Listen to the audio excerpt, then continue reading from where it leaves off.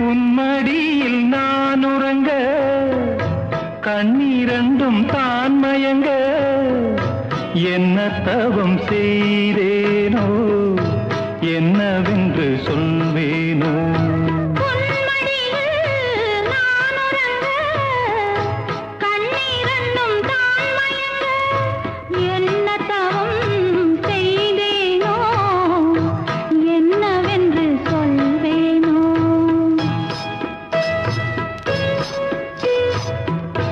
ஏழ் பிறப்பும் இணைந்திருக்கும் சொந்தம் இந்த சொந்தமம்மா வாழ்விருக்கும் நாள் வரைக்கும் தஞ்சமுந்தன் நெஞ்சமம்மா